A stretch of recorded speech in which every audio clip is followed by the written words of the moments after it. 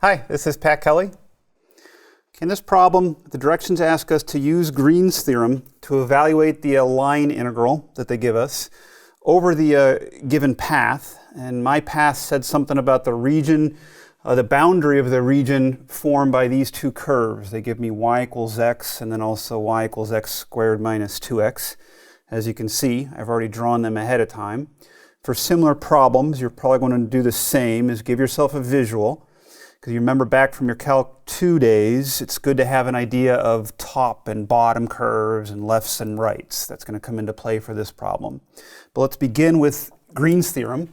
Green's theorem tells us that this line integral will equal the double integral over the region in question, the partial of n with respect to x,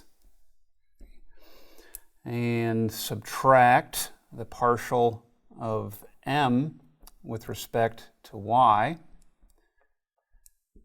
And then when you find that difference, it's going to be integrated with respect to the area, dA. Okay, so for us, for this integral, let me leave my limits of integration blank for a second. Let's focus on the calculus stuff in the inside, the differentiation, the partials. In this case, it's pretty cool here. A partial of n with respect to x. Remember, your n is up here. If we differentiate that with respect to x, you can see that that's just going to be 2. Hold on to that. I'm not even going to write it down. Because then we're going to subtract the partial of m with respect to y, which is 1. So 2 minus 1 is just 1.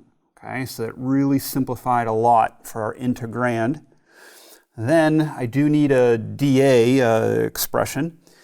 And our region is something in the xy plane, so I'm definitely thinking dx and dy. And I'm going to do dy first, and then dx.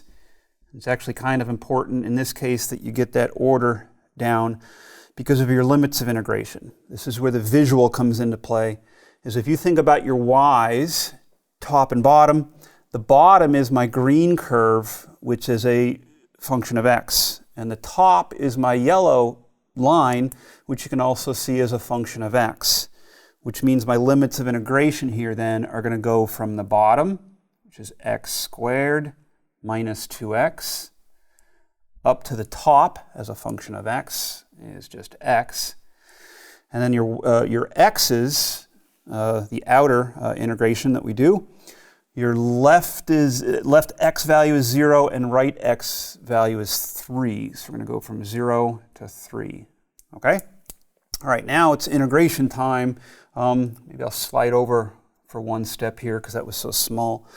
When I go to do my integral with respect to y, well, let's get the x layer written down so I don't forget it.